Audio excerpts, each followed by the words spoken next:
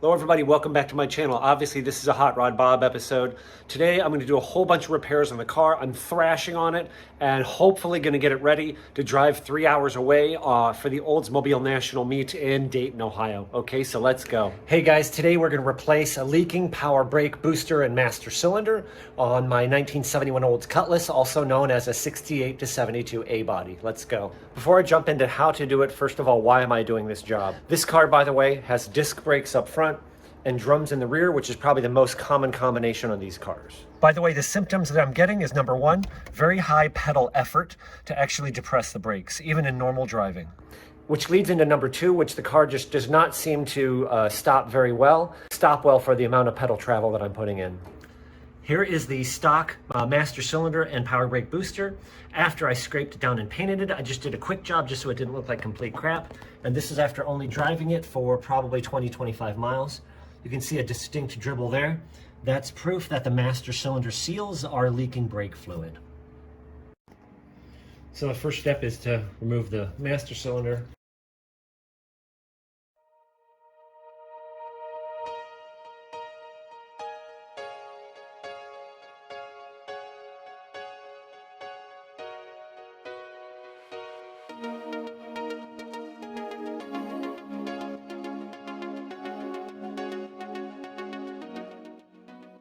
Next, I need to get the booster off, and it is held on. If you can see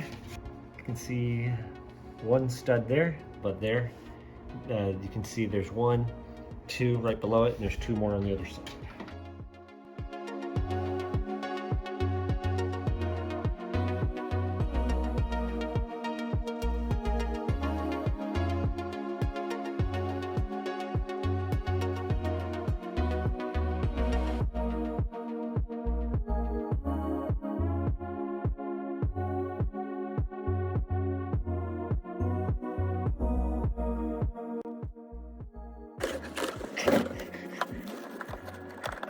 So this part is really simple. This clip here, you just press up, see, and it pops off.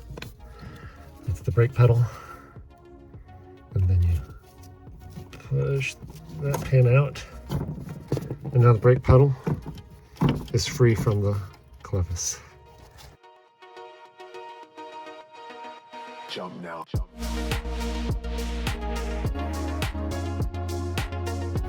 Now we have to set the height of this clevis. And I would say it is about 6 1/4 inches.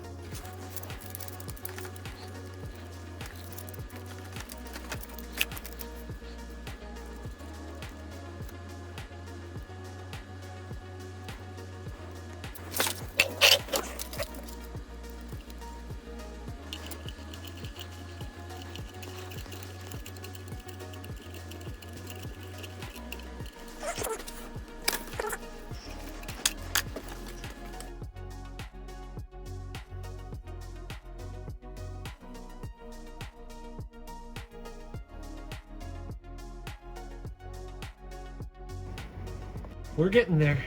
All 4 bolts are tight. They're not that easy to get to. They're a lot easier to put on now. You see 2 there? They're a lot easier to put on after you remove it because then the threads are all cleaned off. And there's one there.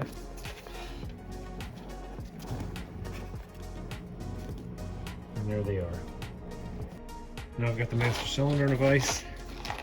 And I got this bleeder kit. It's like $6 or $10 or something. And find the appropriate fittings. These ones are actually marked and they say 1/2-20. That's so the red ones, that means, are SAE, which everything on this car is, and the blue ones are metric. So save those caps.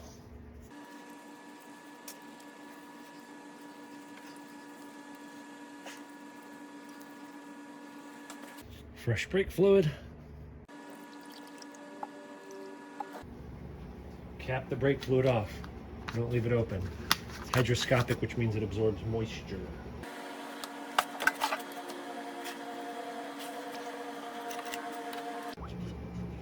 Can you see those bubbles?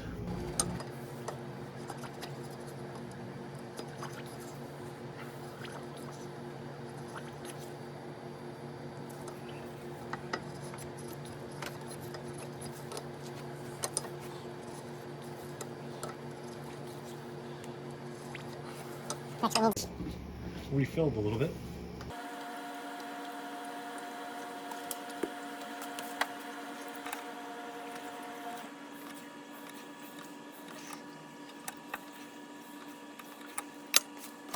Here's where you need those caps again.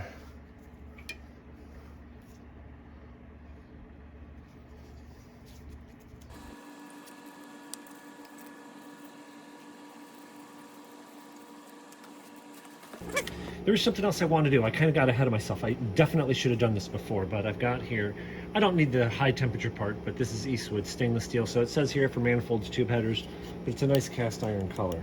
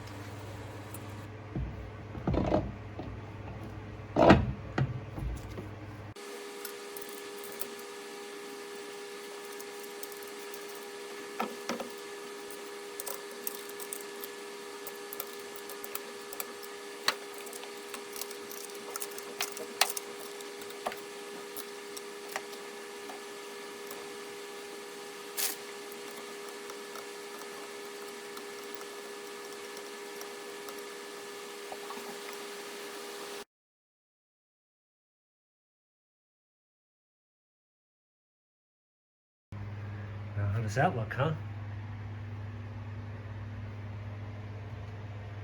Now I gotta bleed the brakes.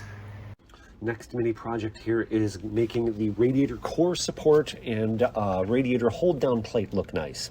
Here's a picture before. If you look at the engine bay, it doesn't look horrible, but when you really look and zoom in, both of these pieces of metal are pitted, very pitted, rusty, several layers of paint. You can see the paint flaking off. So first the top plate, I sanded it all the way down to bare metal. I was pretty aggressive with it. You can see here kind of the color change. That's actually a PPG phosphoric acid etch that gets rid of the rust. And then as well, what it does is it puts I think a coat. It chemically converts the surface of the metal, and then priming it and painting it, and you can see it didn't come out so great. I was getting peeling. I had reactions, I think, from using two different paints. I had a problem on both sides. You can see the scratching. Hey, listen, it's not the end of the world. Stuff like this, you can sand it down and redo it. I used a lot of primer surfacer. Primer surfacer is different from self-etching primer. Self-etching primer is made to stick to bare metal. Primer surfacer high build is designed to fill in things like those pits, and the result came out pretty nice. Now, radiator core support, you can see here as I sanded it, I thought it was brown primer, but it was really surface rust all over the thing. So sanded it to bare metal, once again, phosphoric acid etch, and that's why you see that blue kind of tint to it.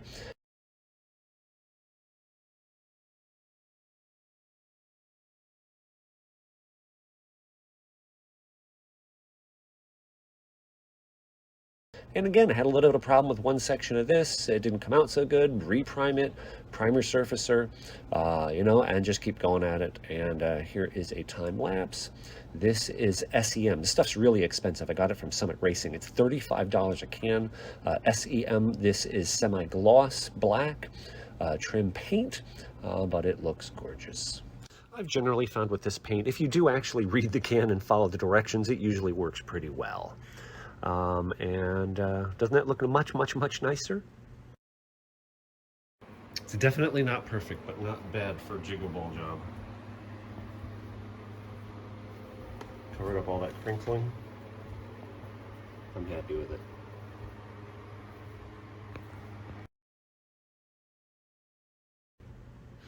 Now on to some of the air conditioning parts. I didn't plan this out perfectly because as I purchased parts, remember, these parts here, I didn't have them with the car.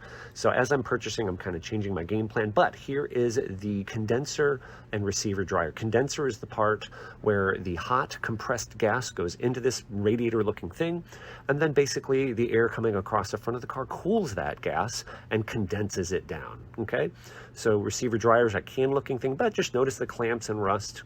Once again, here is the air conditioning compressor. Here is actually the radial style. It's a very lightweight aluminum radial style compressor, later model that they used in like 1978 or 80 and up that I switched to. But anyway, I get it all cleaned up. So you can see here the parts, taking some of them down to bare metal. Just a lot of, elbow grease. And then after getting them down to bare metal, once again, primed them with the same self-etching, SEM self-etching primer surfacer.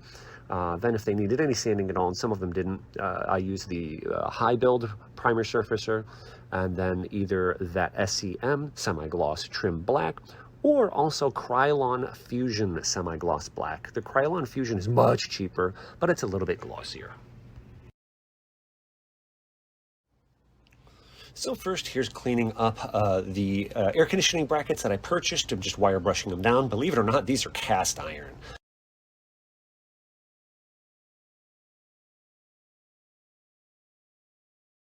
They paint up nicely. And here they are finished up. Now this, a little bit of a tech tip for you Oldsmobile nerds. This is, I think it's 1970, but 1970 and up, this is the rear air conditioning bracket, stamped steel. And this one is the front AC bracket on the top, and on the bottom is the power steering to alternator bracket. Now, I think it's 69 and earlier. It's different. They use a different power steering pump. The power steering pump looks kind of like a Coke bottle, and it has this set of alternator brackets. You can't mix them. You can't mix the later model alternator brackets with the earlier 1960s power steering Coke bottle power steering pump because it'll interfere. So, and here's all the sets of brackets that I had nice and painted up and ready to go. Okay, now I'm doing some little things here. This is actually the hood latch. I removed the hood latch and you can see it's got black ugly paint on it as well as blue. So I stripped this thing down to bare metal as well. Most of the paint came off brake cleaner and I think like a Scotch-Brite pad and some sanding. I used Eastwood cast iron paint, I think this is. And then the next thing here is getting a brand new coolant reservoir. Now this sounds very basic, but believe it or not, this car didn't come with a coolant reservoir. It was actually an option. The tube from the radiator, when the radiator overflows, it just dumps it straight on the ground. So this is an option, but not cheap. I got this from Fusick Automotive Products, the whole kit with the mounting brackets. You can see here it was $229, but anyway, so I got that mounted on. And on to belts and pulleys. Now, first of all, I was having trouble lining up the belts, number one. Number two, I was starting to see how huge this compressor actually is. So what I decided to do was actually go to the later style 1980s radial compressor. I'll come back to that in a minute. But while I had the engine apart, I thought, you know what, even though this small block 350 5.7 liter Olds is more than likely coming out very soon and getting replaced with a much more powerful engine, I thought, since I have it apart, let me paint it. So I took a few more items off, like the carburetor. I masked off things that shouldn't be painted. For example, you see like the heater hose, the radiator hose and stuff like that. And here it is, turning it to the correct. Now this tone color may not be the exact color, but this engine in this car should be gold. This small block 350 should be gold. Taking time to paint it. Get two cans. This is VHT gold engine paint I got from Summit Racing. And there it is. You'll see more shortly. Some technical tidbits for Oldsmobile nerds. These are all fan/water pump pulleys. The fan bolts to the water pump, so they're commonly referred to as a fan pulley.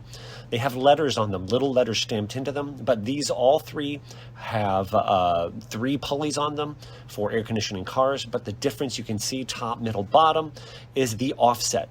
Basically how it worked is the later model cars moved the air conditioning belt from the front of the engine to the back of the engine, and then put a greater offset to move all the belts closer to the engine to save room, okay?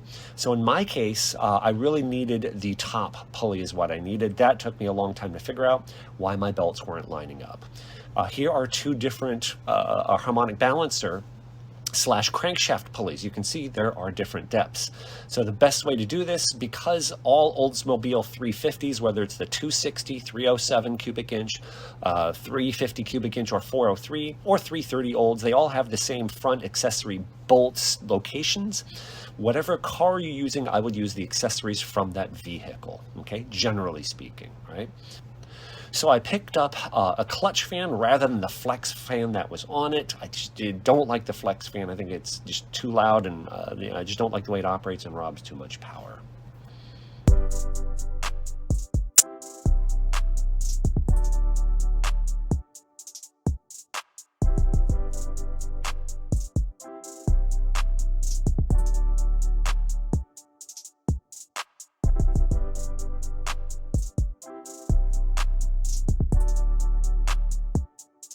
So this paint that's under here, like I just sprayed it a couple times. You see it's bubbled.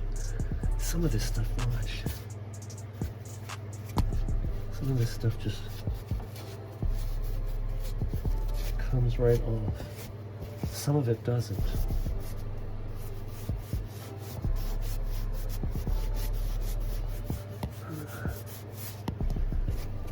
That's what I'm working on right now.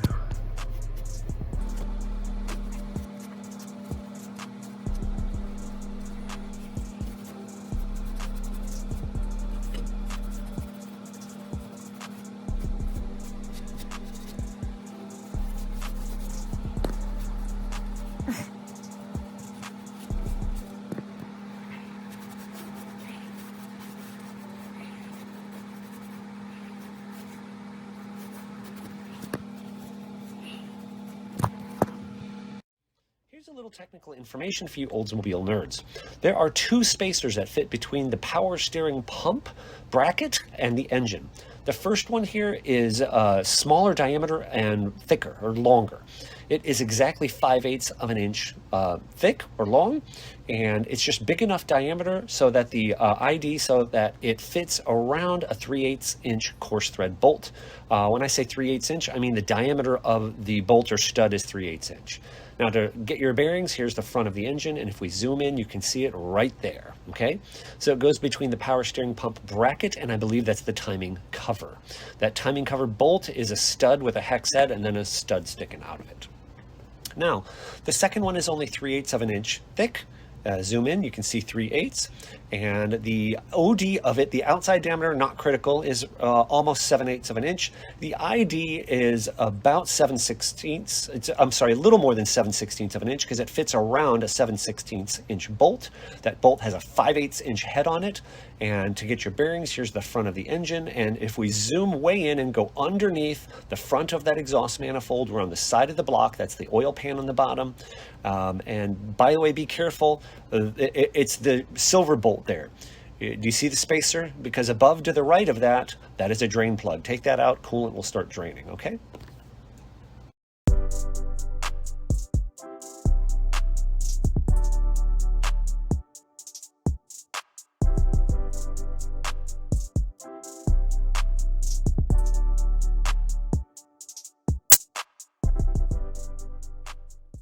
Now, I understood carburetors in general before this car, but I've never worked on a Holley.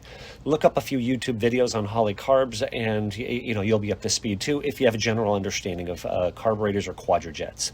So this is a square bore Holley. What that means is all four of the throttle bores are the same diameter. That makes this a 4-barrel carburetor.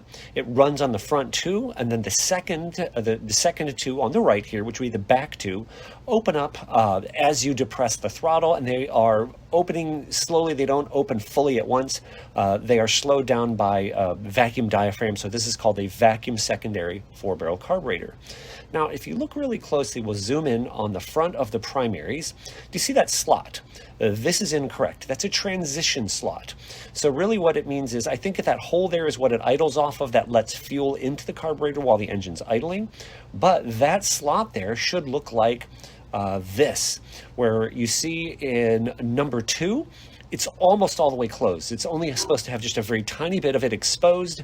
That's the transition slot. So what happens is when you hit the gas, then that transition slot should be uncovered. Here, you see number 1, and that lets extra fuel into the air fuel mixture when you depress the gas. There's also an accelerator pump, but different story for a different time. The point is, my car had an off-idle stumble. In other words, when you pull away from a stoplight at very light throttle, it would stumble. And that stumble is either this, the idle transition slot is uncovered, and or you have an incorrectly set up or inoperative accelerator pump. In my case, it was the transition slot exposed. The cure here is, you see number 3, that is behind the secondaries. You basically have to pull the carb off, and according to the YouTube videos I watched, you open up just a little bit, you open up the secondary throttle blades. So what happens is air can enter the engine through the secondary throttle blades, and you can still adjust the idle off of the idle mixture screws, and now your engine will idle and come off of the stoplights smoothly. We're getting to some finer details now. This is the fan relay that is on the firewall. You can see it relative position here. This is after I cleaned it up, but it's behind the power steering brake booster. I pulled it off, cleaned off the black paint with brake cleaner, sanded it down lightly, and then painted it. I'm trying to replicate that cadmium coating. So what I did was I took the gold engine paint, painted it gold. It's too bright, and then I kind of dulled it down with a little bit of tank tone, the silver color, just lightly misted over it. And I don't think it looks too bad. Here's what I'm dealing with. This is the brand new Fusick washer bottle. Okay, notice it's got 3 tabs, 1, 2, 3. You actually have to drill the holes out in them. But if you notice, my holes are kind of torn out. There's 1, 2, that one's really bad. That one's bad too, but I was able to drill another one. So once you line this up, you'll see the hole is so big that the screw's not gonna grab. So here it is in. I really love the stuff I'm getting from Fusick, but I really wish this stuff would come with instructions, especially for people who are putting cars together who have A, never owned an A body, and B, they don't have this stuff that they're replacing. But what they don't tell you is the screws actually come in from the bottom, which makes perfect sense, because if you put the screws in from the top side, you'd have a sharp pointy screw, you know, that could theoretically hit your tire. So that's how it goes. And it looks kind of pretty when you have washer fluid in it.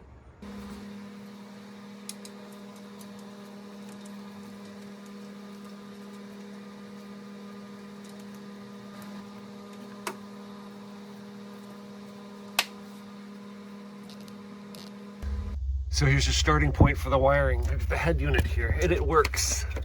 But you can see the little tabs need to be, you can kind of see them there, tabs need to be popped out. It's not actually attached. I took out the amp gauge. The amp gauge was A, not working, B, I don't like amp gauges. I think they're a bit dangerous. You have all the current from the car wiring harness coming into this gauge and out of it, so it's gone. The wiring is functionally correct. This is one of the light bulb sockets, but you see what we've got here, kind of a rat's nest. This really needs to be cleaned up. You know, we've got wiring from those gauges, we've got wiring from the stereo, we've got wiring for this, which goes to the stereo. This is the microphone for the Bluetooth for the stereo. So, let me show you the back.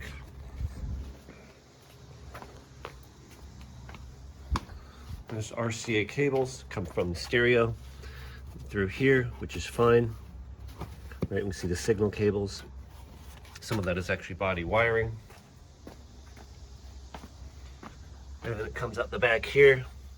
1, 2, 3. I'm not sure why there's 3 set of RCA cables. I understand 2.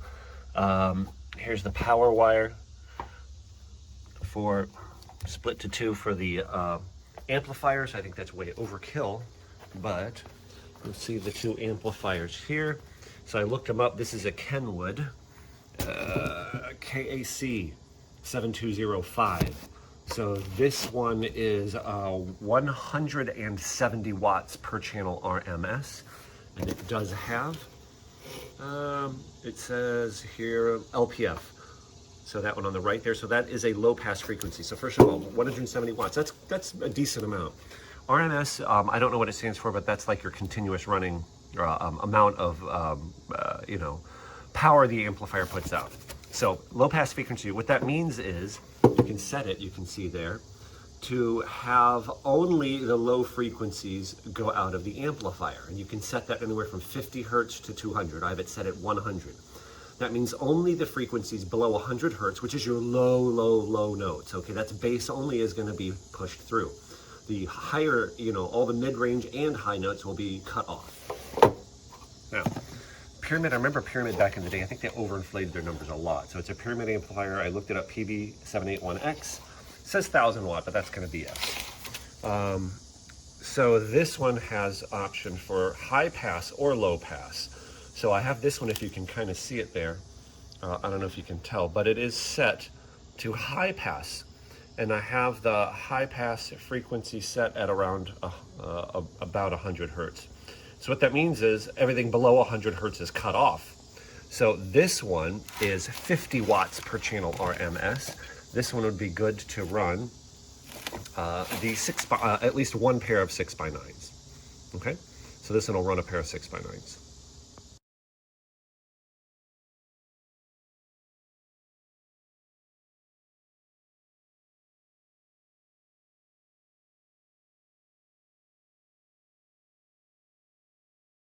Okay, I think I've got some things sorted out here. You see these black wires here? This is the ground wires for the lights for these gauges. This was the ground, which was hooked up fine, but I don't like the idea of 3 ground wires, black, hooked up to a red wire. So I'm just going to take that out and replace it with a black wire, neaten up this wiring. The red wires are okay, just need to be untangled and neatened up. So that's the gauges.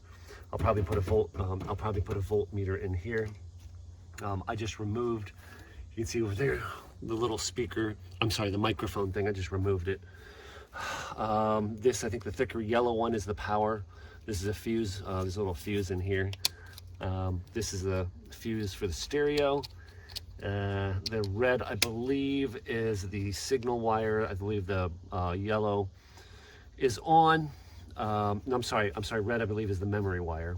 I think yellow is the power for the stereo, and the black is the ground for it. You can see wire nut here. Everything's been wire nutted. I mean, you know, I guess they're electrically sound, but don't like them. I'm going to take them all out and solder all those connections. And then I've sorted out, here's the antenna. And then, let's see, purple, you see 1, 2, 3, and there's 4 here. 4, 1, 2, 3, 4. These are the wires that go to the 6x9s. There are 4 of them. I'm not sure if I showed this, but there are actually 2 pairs. There are 4 6x9s in the trunk. I'm not sure the second pair really does anything. I think it's going to be cleaner just to have 2 amplified, probably the 2, you know, those 2 up top there, keep those 2, maybe take out the 2 facing the rear seat.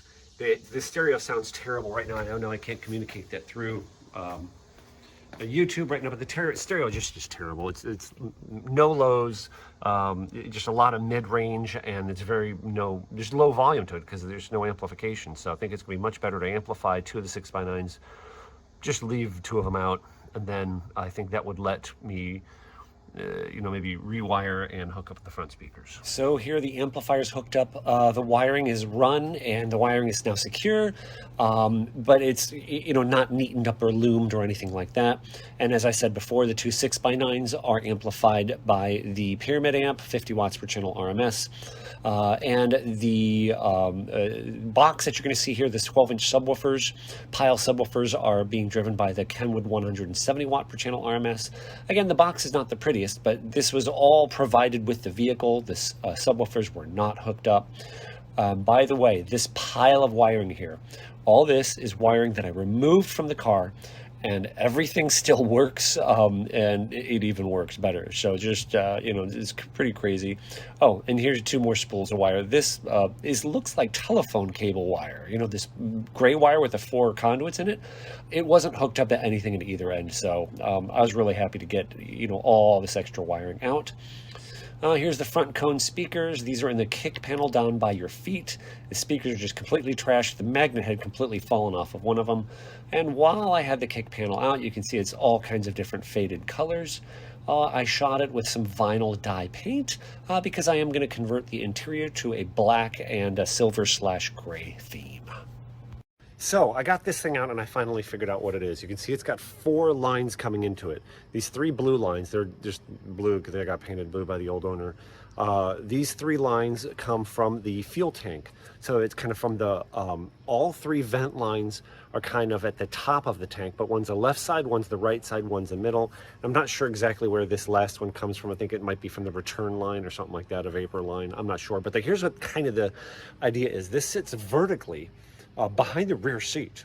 So the idea I finally figured out is when the new emissions laws came into effect in 1971, if the car was tipped forward, backwards, left, or right, the reason they had the 3 different vents, middle, left, right of the tank, is that no matter where the car was positioned, if you overfilled it, one of those vent lines would always theoretically be up in the air. So, you know, people tried to fill their tanks all the way.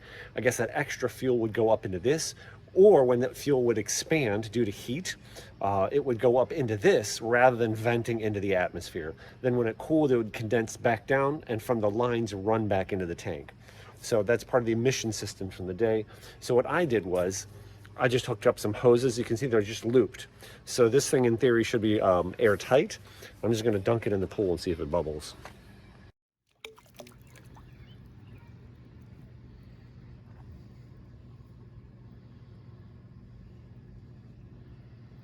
There's a couple bubbles there, but I think that's just from, you know, coming off of the unit.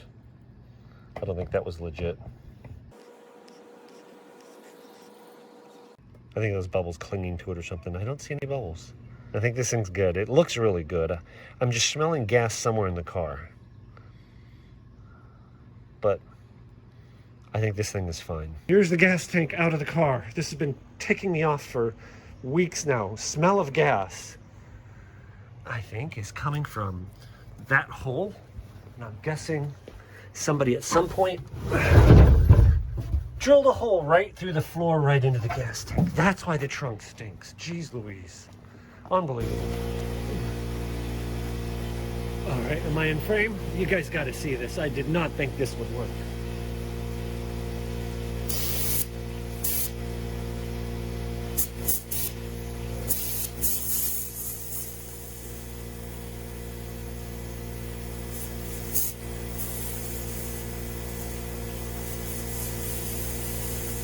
I thought you were joking about this thing, like, you know.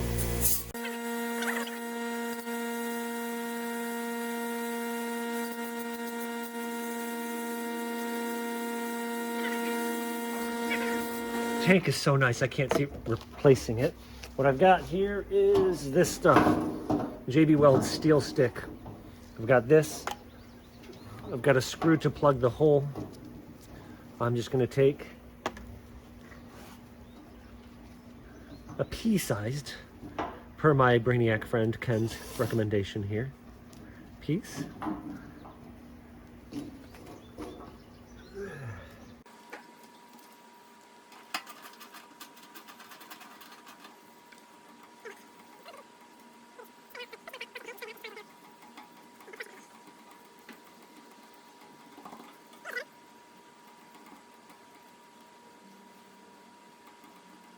And here is cleaning off the gas tank, and you can see the green and blue paint. Again, previous owners, not me. At first, I'm just using some brake cleaner, and I start to see that it looks like almost brand new, bright, shiny zinc coated steel, you know, like a brand new gas tank underneath. So then I got more serious and I went and picked up a quart of aircraft paint stripper. This stuff is nasty. Use it in a well-ventilated area. You can't see, but I've got a fan blowing the fumes away. It took, I think, about 3 coats. So basically applying it, letting the paint bubble up, and then scraping it off with a plastic Bondo spreader. Then I did have to reapply it a couple times to get all this stuff off, but you'll see the result. What you're seeing next here is me duplicating the lines, those 3 vent lines. I just took some 5/16 you know, zinc coated steel fuel lines, duplicated them. And then here's the bottom of the tank, you know, basically with all that, almost all of that paint stripped off. I didn't strip it off the middle because it's going to be laying up against the floor anyway. Here's those new lines that I bent to match the old rusted ones. And, you know, I think it looks pretty good. Here's the underside of the car with the gas tank out. Scraped off some of the flaking paint there, but not bad for a 52-year-old vehicle, huh?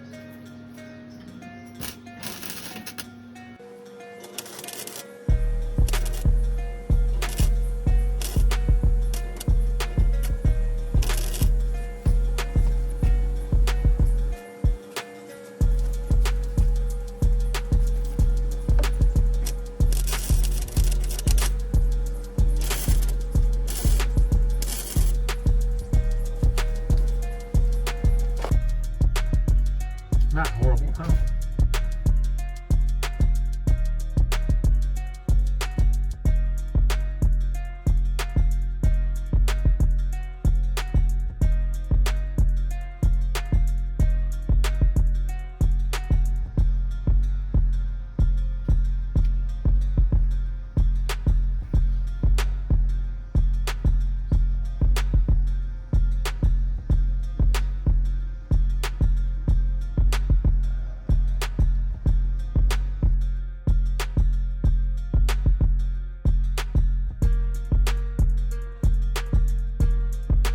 And here's this part all finished up. As you can see, the gas tank looks like it's brand new. No, and I did not repaint the gas tank straps. That was just my little Easter egg. You know, when this is all said and done, I think there's going to be basically no evidence of that green and blue paint. I just thought it'd be cute, funny to, you know, see those green and blue paint on the gas tank straps. There's that bracket underneath the filler neck. I don't really know what it is, if that was part of a tow package, but I just left that as well. You can see here the lines all brand new, all hooked back up per the factory, and that one that loops around goes towards the vent, towards the vapor canister. No, I didn't paint the outside of the frame rails, nor the axle. That will come later. Look at what came in from OPGI. This is Original Parts Group, opgi.com. This should be interesting.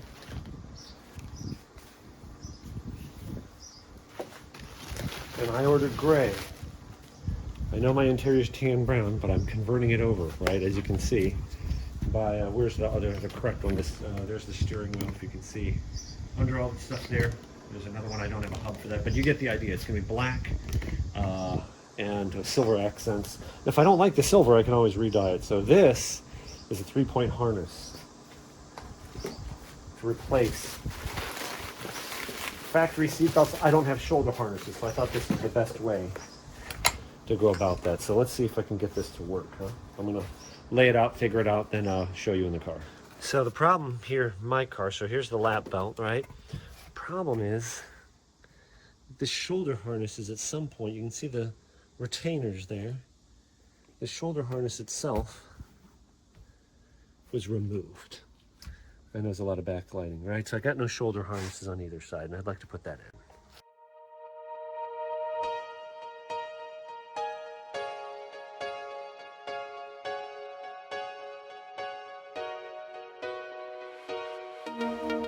So this kit is actually for bucket seats. You have this plastic sheath. This would be on the right side of the driver's seat, obviously to hold it up so it doesn't flop down. That's a little different. I don't know that it's gonna work, but I'm taking it out of the plastic sheath because the slot, I'll show you here, the slot in the seat, because I don't want to buy a bench seat kit and then change this. You know what I'm saying? Like, 2 weeks or whatever, or a month. The slot for the seat belt, it's hard to see. You really can't see it, but the seat belt bolts on here. The seat belt bolts on here, comes up, and this slot is flat. So the belt goes like this, kind of twists. So I think I'm gonna be able to make it work and be safe.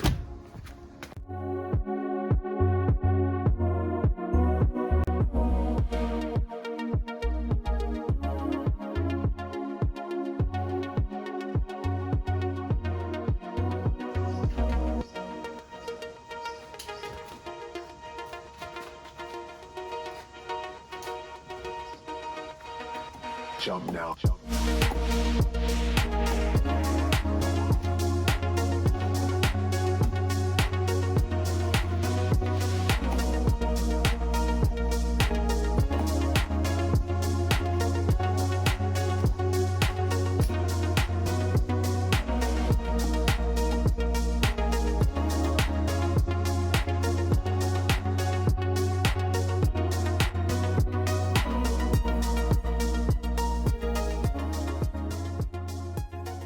All right, guys, I thought I had the beast all ready to go, the 71 Cutlass, all ready to go. Tomorrow, I'm supposed to be leaving for Dayton, Ohio for the Oldsmobile Club of America 2023 National Meet. And that's about a little over 3 hour drive for me. Let me turn the camera around, I'll show you the problem. I noticed the temperature gauge rising. I think I have two problems. It's hard to see, but you see all that green stuff? It was spewing coolant. The radiator has failed. This is a standard 2-row radiator. I'll show you what that means. But this means this needs a new radiator. I ran down to Summit Racing Equipment, part number SUM-38401. This is a 4-core radiator. I'll explain what that means, but I got less than 24 hours to get this, actually less than 18 hours to get this thing in and running and back on the road.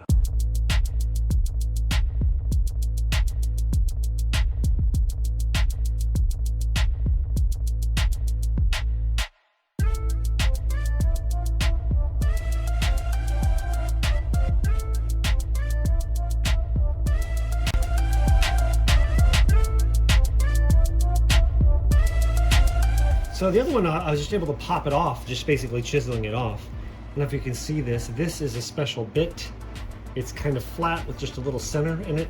This is for drilling out spot weld. I know most people wouldn't have this, but I'm going to drill out. I can't exactly tell where they are, but I'm going to guess where the 3 spot welds are on that one. And I'm guessing there's 3 because it looked like there's 3 on the other one.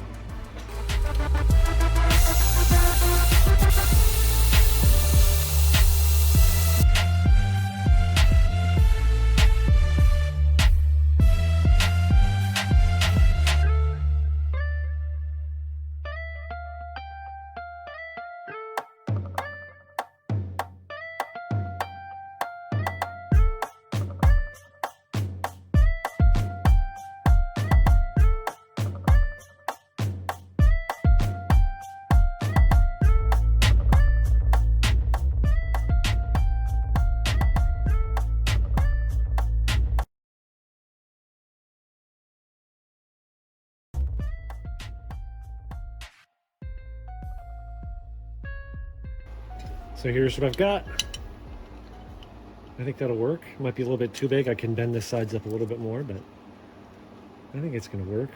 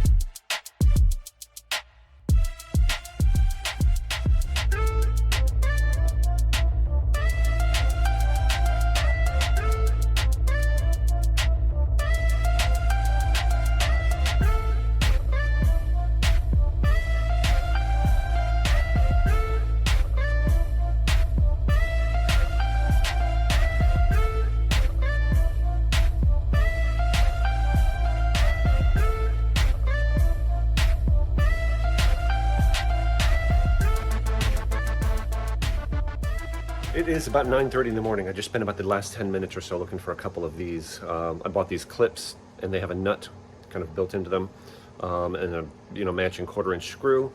I'm supposed to be leaving in 2 hours for the Oldsmobile meet. And the radiator shroud here, the bottom of it has two fastening points. It's not fastened right now. Hopefully this should be the last thing that does it.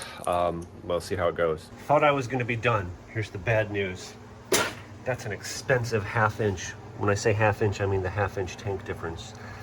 The fan is hitting the top of the shroud. See where the radiator is? For the bolts to line up, I'm pulling the radiator forward, but it has to go back. For it to actually work, the radiator tank has to be all the way back as far as it can go.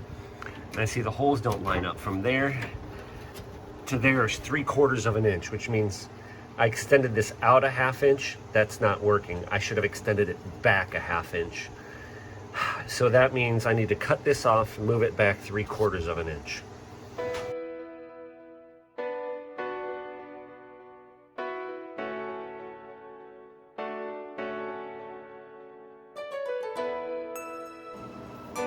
So I think what I'm going to do, this thing, it has this character ridge in it. It's for strength, I believe. This is from the other side, but I think if I flip it, put it on here, roughly line that up, I think that's going to be just about perfect. I think the difference is about 3/4 of an inch, and then I keep that ridge, and I can bend that down. That's easy. Bend that up a little bit, not as easy, but doable. And I think that's going to work. I think that's right about where it needs to be.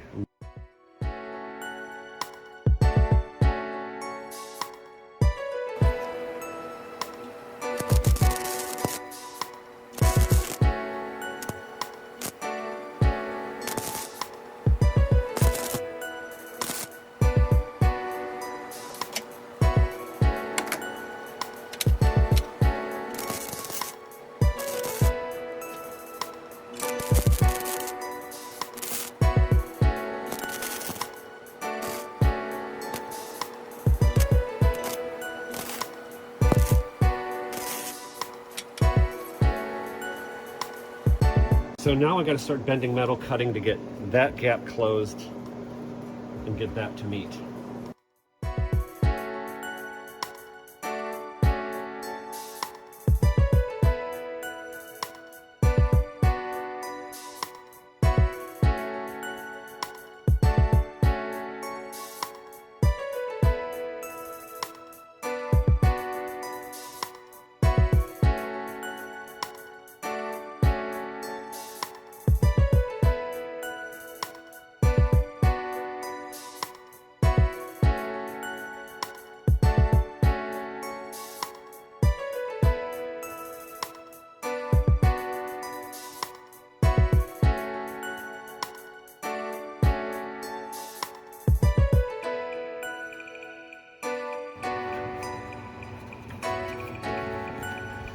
Fan gets really close to the radiator shroud. I think it's gonna be okay. I can put my finger between it, and the closest point is at the front of the blade, right there.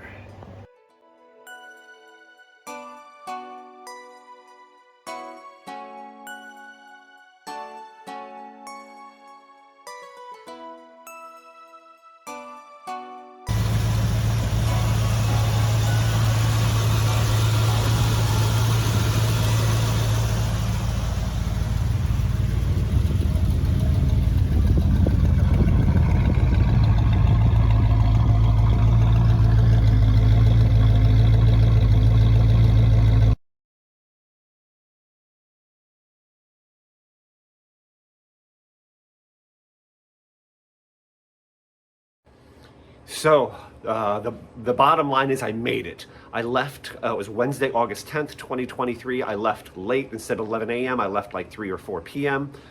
Didn't get there till later in the evening, so I kind of missed the Wednesday evening car show stuff. But the show was Wednesday, August 10th, 2023 through Saturday the 12th. It was a blast. Thursday daytime was a drag race at Killcare Dragway. Then Friday was show at the Marriott hotel parking lot. The OCA, rented it out. Saturday again show. There was a swap meet. Swap meets are invaluable if it's like a flea market for car people. And I'll show you, by the way, some of the things I picked up. Fusic is there, so you don't have to wait and order them. Rubber bumper, hood bumper kit, like this stuff to help keep the hood from moving around. J-hose, this is a bent rubber hose because I put on an aluminum thermostat housing, and when you do that you need this preformed hose. You can't bend heater hose that sharp, so just in case, because mine's old. And I got 5 center caps. Why 5? In case I damage one, but another project I'd like to do is put Oldsmobile center caps on these American Legend wheels. This is the electrical contacts that you need when you put a sport steering wheel on. Because Ohio doesn't require front license plates anymore. Now this is good. $30 for one side, $50 for the other. What are these? Well, I'll show you what these are. These are the those are the drip rail moldings. They go along here. Now you're probably saying, oh, what's wrong with yours? Well, if you look, this is not drip rail molding. This is like bump strip that you buy from AutoZone. It's like the cheap stuff that goes along the side of the car. So I actually have drip rail molding now. Now let me show you the thing I'm most excited about, and the thing that I'm 100% sure is going to get a lot of hate from some percentage of you guys. If you were to go get a bunch of 12-year-olds, 13-year-olds, 11-year-olds and say, hey, which is the best car? And they don't know anything else. One car has a wing, the other one doesn't. What do you think? All of them, they're going to be like, the wing, the wing. I bought a wing. Okay, and believe it or not, if you don't know Oldsmobiles, this is actually a factory option on these cars, okay? A lot of the 442s had them, and some of the non-442 cars, right? I'm going to show you a few pictures. But it's fiberglass to use. These things are about, I think about $350 new, plus shipping, blah, blah, blah. So it'd be probably close to $400. I picked up for $160. It has extensions.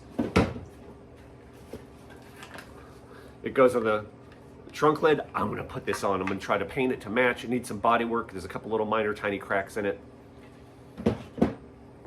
Let me give you one tip. If you don't like something, express your opinion. I don't like it. Okay, be careful about coming to conclusions. Some people on Reddit, oh, you ruined the car because of the wheels. I didn't ruin it. You don't like it. Okay, so anyway, let's try to be human to each other. But thank you so much for watching. I know this was kind of a longer video. If you're a fan of my channel, you'll see that I do 2 things now. It used to be just cobbling, slash sartorial, like cobbling shoes, suits. Now I've got cars. I'm not trying to switch my channel, okay? I don't do this for the views. I mean, I make some money, a little bit of money every month, but I don't do it for that. I'm basically sharing parts of my life with you guys that, I think are fun and enjoyable, right? So you're gonna see a lot of car stuff just because I was getting ready for the OCA meet, going to the OCA meet. You're gonna see an interview here with a couple guys who restored a classic Joe Mondello's race car right? I mean, this is a historical, well-known vehicle if you're into Oldsmobiles. So there's going to be some shoe stuff, cobbling stuff sprinkled in here. But just for now, if you're looking at late summer 2023, a lot of car content is coming out. But I'm not switching my channel. I'm sharing my life with you, and this is the phase of my life I'm in, okay? I was out of hot rodding in cars for 19 years. I waited until I could really, do it the right way. Got back into it with a roar. So thank you guys so much for following along. God bless you guys, and feel free to subscribe to my channel, go to my playlist, and see what else I have on there. All right, take care.